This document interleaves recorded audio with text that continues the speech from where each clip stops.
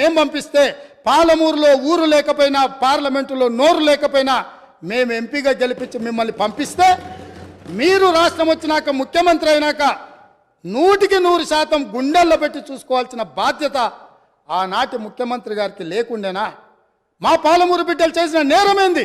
నీకు ఓట్లేసి ఎంపీగా గెలిపించడమేనా?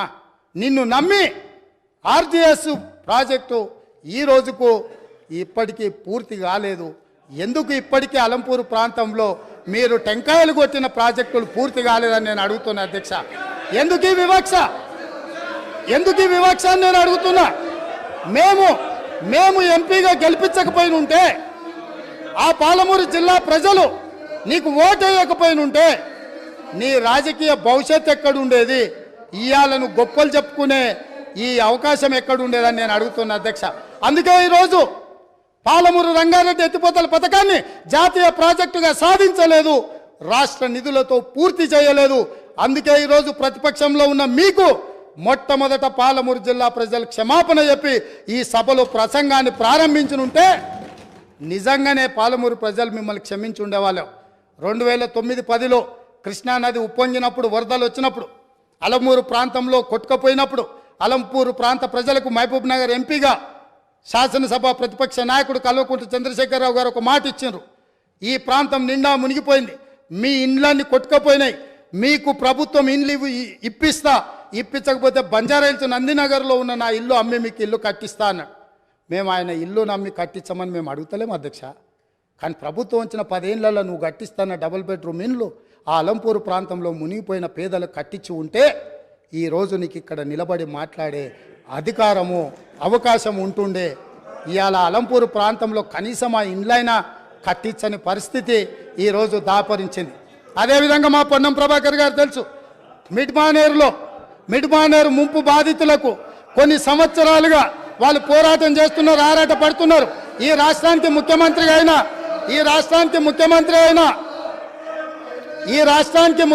అయిన చంద్రశేఖరరావు గారు మిడ్మానేరు ప్రాంత పర్యటనకు పోయిండు. ఏం మాట్లాడిండు? రాజన్న ఆ ప్రాజెక్టులకు అక్కడికి వెళ్ళి, నేను మీ ఊరు అల్లుడిని, మీరు మిడ్మానేరులో ముంపు బాధితులు, మీ అల్లుడు ఈరోజు తెలంగాణ రాష్ట్రానికి ముఖ్యమంత్రి అయిండు, మీకు అందరికీ న్యాయం చేస్తా, మీకు R&R ప్యాకేజ్ ఇస్తా, మీకు ఇండ్లు కట్టిస్తాని స్వయంగా తెలంగాణ రాష్ట్ర ముఖ్యమంత్రిగా నాడు చంద్రశేఖరరావు గారు అక్కడికి వెళ్ళి మాట ఇచ్చిండ్రు. నేను ఈరోజు మిమ్మల్ని అడుగుతున్నా అధ్యక్ష, ఈ రోజు వరకు వాళ్ళు మళ్ళీ అదే వంట వార్పు చేస్తున్నారు, అదే రాస్తారోకలు చేస్తున్నారు, అదే ధర్నాలు చేస్తున్నారు. ఇదే పోలీసులు ఉమ్మడి రాష్ట్రంలో లాఠీ చార్జ్ చేసిన పోలీసులు వాళ్ళ మీద లాఠీ చార్జ్ చేస్తున్నారు. మా మంత్రి పొన్నం ప్రభాకర్ గారు ప్రతి నెల నిరసన కార్యక్రమాన్ని ఇప్పటి వరకు నిరసనలు కొనసాగిస్తూనే ఉన్నాడు. అన్నీ ఉన్న అల్లుడు నోట్లో శని ఉందన్నట్టుగా ఆ మిడ్మానేరు ముంపు బాధితులకు 10 ఏళ్ళైనా న్యాయం జరగలేదు. ఇది న్యాయమా? ఇదేనా ఈ రైతులను ఆదుకునేదని నేను అడుగుతున్నా అధ్యక్ష. అదేవిధంగా R&R ప్యాకేజీలో ఇల్లు కోల్పోయిన వాళ్లకు, పేదవాళ్లకు ఇండ్ల పట్టాలు ఇస్తారు అధ్యక్ష. ఆ ఇండ్ల పట్టాలు రాజ్యసభ సభ్యులు జోగిన్పల్లి సంతోష్ కుమార్ 250 గజాలు ఇండ్ల పట్ట వారి పేదోడి కింద పట్ట తీసుకున్నాడు అధ్యక్ష. వారి సోదరిమణి నేను పేరు ప్రస్తావించదలుచుకోలేదు, ఎప్పుడో పెళ్ళైపోయి అత్తగారింటికి వెళ్ళిపోయినా వారి సోదరిమణికి కూడా ఇళ్ల పట్టాలు ఇచ్చారు అధ్యక్ష తెలంగాణ రాష్ట్ర ప్రభుత్వంలో. R&R ప్యాకేజ్ పేదలకు, అత్యంత నిరుపేదలకు ఇవ్వాల్సిన ఈ ప్యాకేజీలో ముఖ్యమంత్రి గారి కుటుంబమే నిబంధనలను ఉల్లంఘించి R&R ప్యాకేజీలో ఇండ్ల పట్టాలు కూడా తీసుకున్నారంటే, ఇంకా కూడా అక్కడ నిలబడి మమ్మల్ని దోషులుగా నిలబెట్టడానికో, ఉమ్మడి రాష్ట్రంలో సమైక్య పాలనలో జరిగిన తప్పిదాల గురించి ప్రస్తావించి మమ్మల్ని నిలదీయాలన్న ఆలోచన ఇది ఏ మేరకు సమంజసము అధ్యక్ష? మీరు ఒక్కసారి ఆలోచన చేయండి. అందుకే అధ్యక్ష నేను అనేది, ఒక్కసారి ఈ సభలో మాట్లాడాలి అంటే ఆత్మ పరిశీలన చేసుకోండి, గుండెల మీద చెయ్యి పెట్టుకోండి. మేము మాట్లాడుతున్న దాంట్లో న్యాయం ఉందా? మేము మాట్లాడుతున్నది ప్రజలు గమనిస్తున్నారు, ప్రజలు ఇంకా మమ్మల్ని ఇక్కడికైనా ఉంచినరు, ఇది కూడా ఉండాలనా లేదా అని ఇవాళ మీరు ఆలోచన చేయాల్సిన అవసరం ఉంది అధ్యక్ష. అదేవిధంగా కాంగ్రెస్ పార్టీ గురించి, ఇందిరమ్మ రాజ్యం గురించి, ఇందిరమ్మ రాజ్యం అంటే ఇదా అదా అని వారు మాట్లాడారు. ఇందిరమ్మ రాజ్యం అంటే రైతు రుణమాఫీ అధ్యక్ష. ఇందిరమ్మ రాజ్యం అంటే ఇవన్నీ చేసి ఈరోజు ఇంత సుస్థిరమైన ఆర్థిక ప్రగతి సాధించి పర్ క్యాపిటా పెంచి పవర్ పెంచి శుద్ధమైన నీళ్లు ప్రతి ఇంటికి నల్లాతో ఇచ్చి ఇవన్నీ చేసి తెలంగాణ సాధించుకొచ్చి అష్ట కష్టాలు పడి గత 25 సంవత్సరాలుగా ఒక యజ్ఞంలాగా దీన్ని తీసుకొని పోతా ఉంటే కాంగ్రెస్ పార్టీ నాయకులు మాట్లాడతారు అధ్యక్ష. కేసీఆర్కి పిండం పెడతాం, ఇవన్నీ చేసినందుకు నాకు పిండం పెట్టాలా? ఈ తిప్పల పడ్డందుకు ఆ పిండం పెట్టాలా? మీ వల్ల కాని పని మీ నాయకులు ఎంతరో మంది ఎన్ని చూపి పారిపోయినటువంటి తెలంగాణ ఉద్యమాన్ని నేను భుజానేసుకొని అనేక కష్టాలు పడి దీక్షలు చేసి చివరికి నా చావు మీద తెచ్చుకునేంత ప్రయత్నంలో తెలంగాణ తెచ్చిపెడితే మీకు పిండం పెడతామంటే ఎవరు హర్షిస్తారు అధ్యక్ష? ఇదేనా సంస్కారం? ఇదొక పద్ధతి, ఇదొక పార్టీ, దీనికో లెక్కన? చాలా బాధ కలుగుతుంది అధ్యక్ష, దుఃఖం వస్తుంది. ఎందుకంటే ఏందండి నాకు అర్థం కాదు. ఇది పూర్తిగా ఎటుపడతాడు నోరుంది కదా అని విచ్చలవిడిగా మీ పార్టీల నియంత్రణ లేకపోవచ్చండి, కానీ సంఘం చూస్తుంది కదా, సమాజం చూస్తుంది కదా. నన్ను అడుగుతున్నారు మొన్న రాహుల్ గాంధీ ఏదో ఒక మాట అందరికీ మోడీ పేరే ఉన్నదంటే 2 సంవత్సరాల జైలు శిక్ష విధించారు అధ్యక్ష. అఫ్కోర్స్ నిన్న సుప్రీంకోర్టు స్టే ఇచ్చింది, సభ్యత్వం కూడా తీసేసిండ్రు. మేము ఆ చర్యలు తీసుకోలేమానండి? మేము తీసుకోకపోదుమా? మీరు ఏదో స్వేచ్ఛ కావాలి, స్వేచ్ఛ ఇచ్చినాం, మేము చాలా లిబరల్గా ఉంటున్నాం, డెమోక్రాటిక్గా ఉంటున్నాం, అన్ని రకాలుగా బాగుంటున్నాం. లేకపోతే మీరు అట్లా మాట్లాడిన దానికి మీ తాట తీసే పరిస్థితి ఇష్యూ కాదు కదా గవర్నమెంట్ అనుకుంటే. కానీ మీరంతా ఆ విధంగా ఇష్టం వచ్చిన అడ్డగోలు మాట్లాడినా మేము సంయమనం పాటిస్తున్నాం.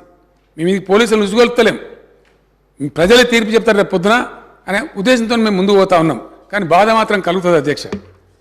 ఎక్కడ ఏం చేయని వాళ్ళు తెలంగాణ ఉద్యమం జరుగుతున్న దాని మీదకి తుపాకులు తీసుకొని పోయిన వాళ్ళు మాట్లాడతారు అధ్యక్ష. ఇలా 2 పార్టీల అధ్యక్షులు అధ్యక్ష. కాంగ్రెస్ పార్టీ అధ్యక్షుడేమో రైఫిల్ తీసుకొని పోయిండు కరీంనగర్ జిల్లాకు, ఇంకో పార్టీ అధ్యక్షుడేమో అందరు రాజీనామా చేస్తుంటే ఆయన ఒక్కడు మాత్రం రాజీనామా చేయకుండా అమెరికాకు వారిపోయింది అధ్యక్ష, భారతీయ జనతా పార్టీ.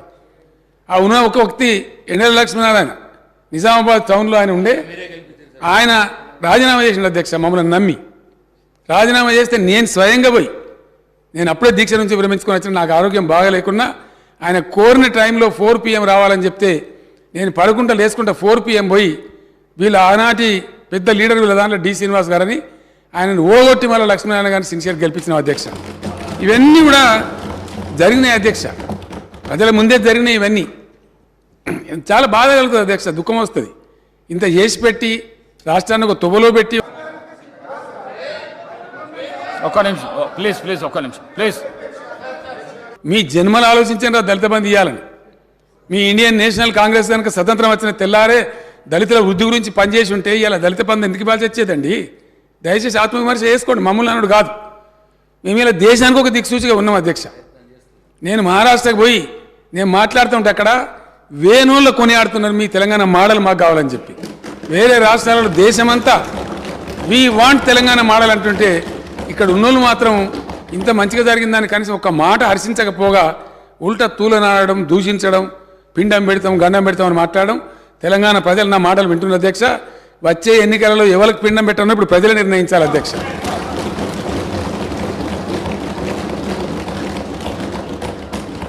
తలసరి విద్యుత్ వినియోగంలో దేశంలో నంబర్ 1 అధ్యక్ష తెలంగాణ. జాతీయ సగటు అయితే అసలు మన సమీపంలో కూడా లేదు, నేషనల్ యావరేజ్ చూస్తే. అతి తక్కువ సమయంలో విద్యుత్ ఎక్కడిది అధ్యక్ష? కాంగ్రెస్ హయాంలో విద్యుత్తు మొన్న కూడా వీళ్ళ కడుపుల సంగతి బయట పెట్టింది. ఇస్తామని చెప్పింది 9 గంటలు, ఇచ్చేది పొద్దాగా 3 గంటలు, రాత్రి 4 గంటలు. ఆడికో ఈ షాకులు కొట్టి సావా, పాములు గారి సావా, వందల మంది రైతులు చచ్చిపోయారు అధ్యక్ష. పెద్ద దానికి ఇవాళ 24 గంటల కరెంట్ ఇస్తుంటే దాని మీద కూడా అడ్డగోలుగా మాట్లాడతారు అధ్యక్ష. వాళ్ళకున్న అలవాట్లే ఇతరులకు ఉన్నాయనుకుంటారు.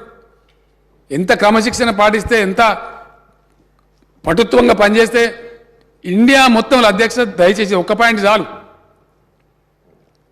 ఏదైనా చూడడానికి పరిశీలించడానికి కొన్ని సరిపోతాయి అధ్యక్ష. కొన్ని సూచికలు ఉంటాయి, ఇండికేటర్స్ ఉంటాయి. అన్నం ఉడికిందా లేదని మొత్తం కుండను విసుకము, ఒక గింజను విసిస్తే దాన్ని బట్టి అర్థమవుతుంది. కొన్ని ఇండికేటర్స్ చూస్తే అర్థమైపోతుంది ఏ రాష్ట్రం సంగతి. వాకిలు చూస్తే ఇల్లు సంగతి తెలుస్తుంది అన్నట్టుగా. ఎంత ఇండియా మొత్తంలో ఏ ఒక్క రాష్ట్రంలో కూడా 24 hours పవర్ సప్లై లేదు. ఈరోజు నేను నిలబడి మాట్లాడే టైంలో no single state in India gives 24 power supply to all the sectors. అప్పుడు ఎట్లా అధ్యక్ష కాంగ్రెస్ రాజ్యంలో పేలిపోయే ట్రాన్స్ఫార్మర్లు, వందల కొద్ది కాలిపోయే మోటార్లు ప్రతిరోజు అధ్యక్ష, ఒక రోజు కాదు.